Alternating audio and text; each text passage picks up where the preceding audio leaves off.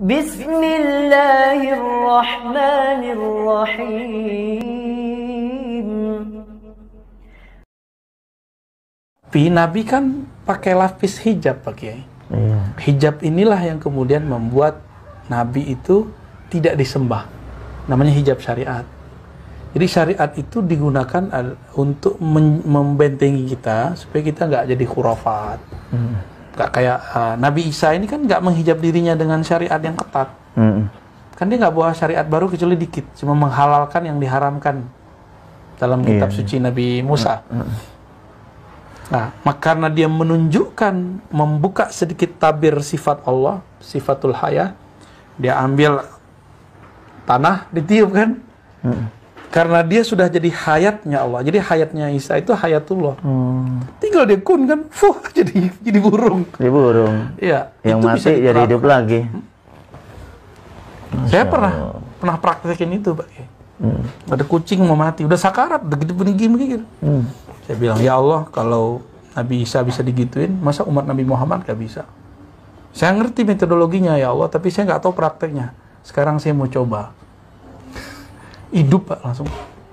Tapi nggak berani lagi, habis itu ketakutan saya habis itu. Takut suul adab, takut disembah semua orang gitu. Wajar kemudian Nabi Isa itu disembah, itu wajar. Karena yang kelihatan oleh mereka bukan Isa. Jadi kalau orang tuh nyembah Nabi Isa yang kelihatan sifat Allah, dia muwahhid. Dia dihisapnya aman ntar. Jadi nanti kan Nasrani ini kan dihisap nih. Apa yang dilihat pada Nabi Isa? Jika dia aku melihat engkau ya Allah, selamat dia. Tapi kalau melihat Isa binti Maryam tapi anak Allah, udah lewat. Berarti menyembah Isa dia. Menyembah Isa nggak bisa dia.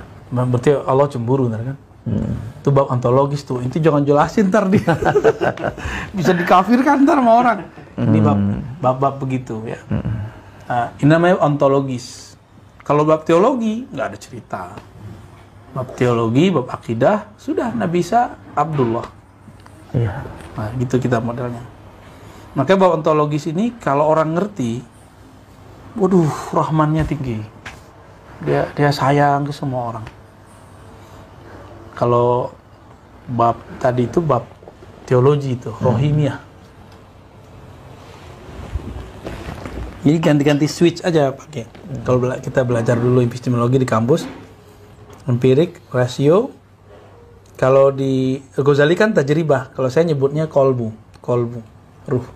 Ghazali itu menyamakan ruh, kalbu dan ruh beda. Maka di akhir zaman ini semua ilmu awalan wa akhiran kan, awalin wa akhirin itu digabung semua. Kita boleh merevisi ilmu-ilmu. Nah, kalau berbicara Imam Ghazali itu kan menarik juga ya dalam kitab Nasul Ibad itu. Ya. Beliau seorang mujadid juga. Ya siapa yang nggak kenal Imam Ghazali ya? Luar biasa. Karya-karyanya, ibadahnya. Tapi justru dia ada yang mengimpikan masuk surga karena bersedekah. Bismillahirrahmanirrahim. Assalamualaikum warahmatullahi wabarakatuh. Alhamdulillahi rabbil alamin. Wassalatu wassalamu ala asyrafil hamdiya wal mursalin wa ala alihi wa sahbi rasulillah jema'in. Berjumpa lagi dengan channel kita Ruqi Azza. Pada hari ini kita kembali mencoba membuat sebuah video reaksi tentang sebuah tayangan yang telah kita tampilkan di awal YouTube ini. Ikhwatiddin rahimakumullah. Pada hari ini saya khususkan untuk menjawab setelah kita saksikan video di awal ini, bahwasannya di sana Buya Ar-Razi pernah menyampaikan bahwa beliau pernah menghidupkan kucing yang dalam kondisi sekarat. Apakah hal ini merupakan karomah? Ikhwatiddin rahimakumullah. Untuk menjawab hal ini, tentunya kita sudah faham dan mengerti bahwa yang mematikan dan menghidupkan itu mutlak hanya milik Allah Subhanahu wa Ta'ala. Kemampuan menghidupkan dan mematikan itu hanyalah milik Allah Subhanahu wa Ta'ala. Sebagaimana yang Allah firmankan dalam surah Al-Hijr ayat 23, A'udzu billahi minasyaitonir rajim, wa inna lanahnu nuhyi wa numit wa nahnul warithun. Dan sungguh kamilah yang menghidupkan dan kamilah yang mematikan. Ini sudah jelas ayatnya. Jangankan itu, untuk mengundur sesaat, kemudian mendahulukan sesaat, manusia juga tidak mempunyai hak akan hal itu. Idza jaa ajaluhum la yastakhiruna sa'atan wa la yastaqdimun. Apabila datang ajalnya seseorang, maka tidak bisa dimundurkan walau hanya sesaat dan tidak bisa dimajukan walau hanya sesaat. Ini mutlak milik Allah.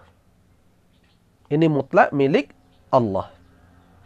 Kecuali nanti ya Allah berikan kemampuan ini kepada siapa? Nabi Isa alaihissalam sebagai mukjizat. Ya, sebagai mukjizat. Nanti kita akan bahas. Akan kita coba menyinggung ke sana. Kemudian kita lihat untuk penguatan sekali lagi bahwa yang mempunyai kemampuan menghidupkan dan mematikan itu hanya Allah Subhanahu wa taala. Sebagaimana dalam surah Al-Mulk, "Alladzi khalaqal mauta wal hayata liyabluwakum ayyukum ahsanu amala." Allah yang menjadikan hidup dan mati supaya kamu menyediakan berbuat amalan-amalan yang terbaik. Ikhwatiddin rahimakumullah. Ini yang pertama. Kemudian yang kedua, ya, bahwasanya Nabi Isa alaihissalam diberikan oleh Allah kemampuan untuk menghidupkan orang yang mati, kemudian membuat tanah liat seperti burung, kemudian beliau meniupkan, kemudian tanah liat tersebut menjadi burung beneran. Maka ini murni adalah mukjizat yang Allah berikan kepada Nabi Isa alaihissalam. Sebagaimana dalam surat Ali Imran ayat 49, kemudian dalam surah Al-Maidah ayat 11. Tapi ketahuilah wahai ikhwah, bahwasanya kemampuan itu diberikan oleh Allah kepada Nabi Isa alaihissalam untuk pembuktian kepada Bani Israel bahwa beliau ini benar-benar adalah merupakan utusan Allah. Ya, anni ji'tukum bi ayatin mir rabbikum. Sesungguhnya saya didatangkan kepada kamu itu dengan ayat-ayat Tuhanmu. Ini menandakan bahwa beliau ini, kemampuan yang beliau ini, yang Nabi Isa miliki ini, merupakan bi ayatin mir rabbikum. Merupakan tanda-tanda kebesaran dari Tuhanmu. Artinya, ini kemampuan ini untuk meyakinkan Bani Israel bahwa Nabi Isa alaihissalam merupakan Rasulullah. Sehingga Allah berikan kemampuan itu. Kemudian timbul pertanyaan, kalau Buya Ar-Razi mampu pula melakukan hal itu, dalam rangka apa? Kalau Nabi Isa alaihissalam jelas untuk membuktikan kepada Bani Israel bahwa beliau ini adalah seorang Rasul. Nah, kalau Buya Ar-Razi mampu melakukan hal itu, dalam rangka apa? Dalam pembuktian apa?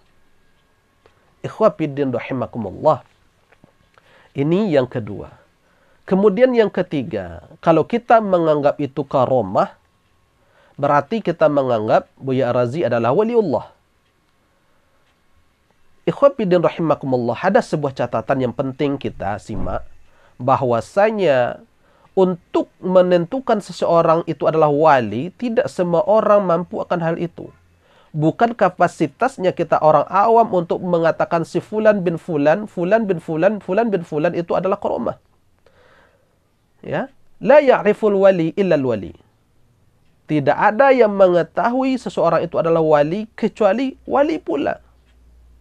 Kita ini adalah orang awam. Kita tidak mampu untuk menentukan bahwa sefulan itu adalah seorang wali.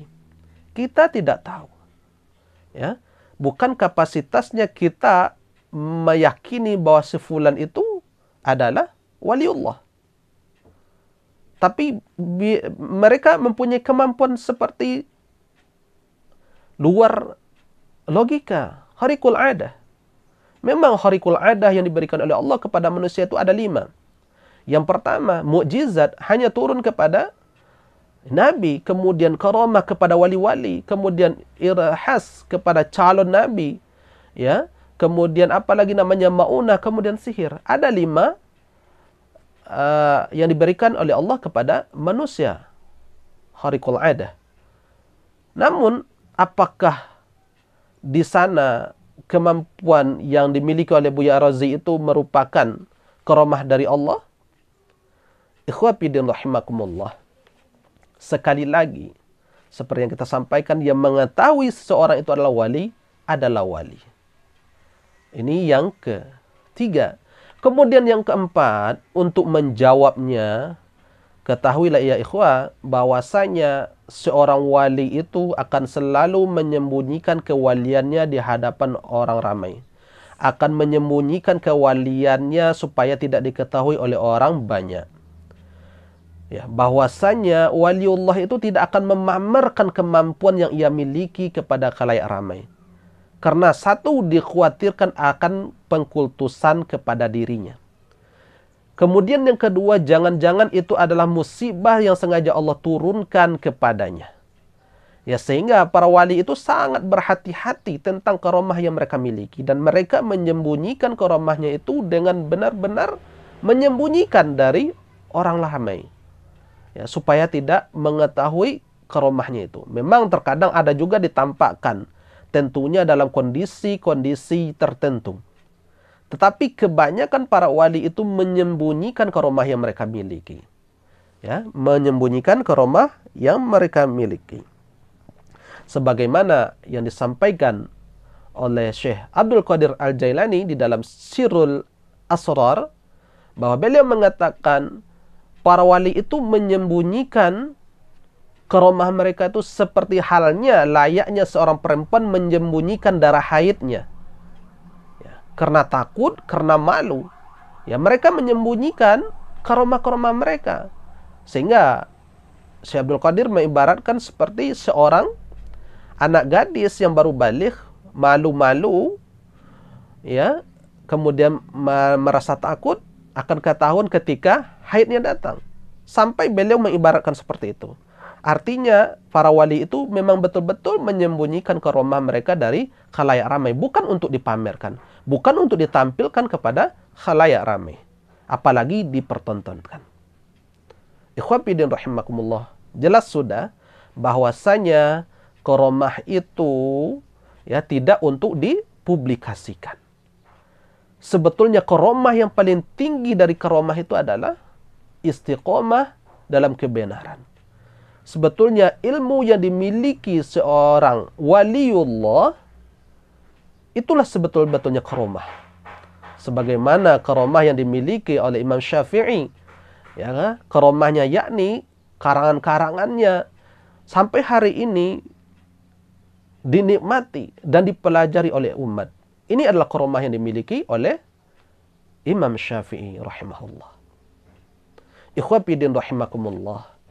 Inilah jawaban yang bisa saya berikan kepada yang bertanya. Mudah-mudahan ini mampu menambah wawasan yang bertanya. Mudah-mudahan juga mampu memberikan manfaat kepada yang menonton video ini. Mudah-mudahan ini semuanya bermanfaat untuk kita bersama.